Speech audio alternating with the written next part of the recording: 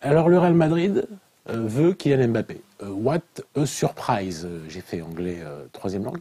Et donc, ils veulent absolument recruter le génie ultime d'aujourd'hui, de demain, de après-demain, de dans 10 ans.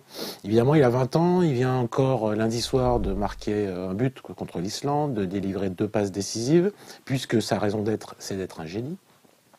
Et quand on est un génie, on l'est tout le temps, chaque week-end, chaque match en équipe de France, au PSG. Mais donc non, 2 ans, donc 3 ans, donc il va rester au Paris Saint-Germain. Je le rappelle, l'amour dure 3 ans, je vous demanderai un petit peu de suivre.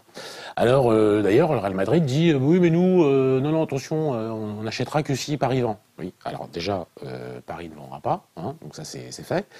Et ensuite, tout ça c'est la grande comédie du football européen, personne n'est dupe. On sait très bien que le Real Madrid fonde son renouveau sur l'idée d'avoir Mbappé. Évidemment, avec Vinicius et Gareth Bale et Karim Benzema, pour l'instant, ça c'est un peu léger, comme on dit. Alors, les élections l'année prochaine au Real Madrid, on est élu au président par les socios, et donc c'est un projet de dans 1 an. En fait, l'amour va vraiment durer 3 ans, puisque Kylian Mbappé va rester au Paris Saint-Germain. Je vous rappelle que j'avais dit que Paris gagnerait avec des champions, donc quand je dis quelque chose, on peut dire que ça se produit. Il va donc rester au Paris Saint-Germain, et en revanche, l'année prochaine, en 2020, avant l'Euro ou après l'Euro, eh bien, Kylian Mbappé pourra peut-être nous dire au revoir. Mais ça ne sera pas grave, puisque l'amour dure 3 ans.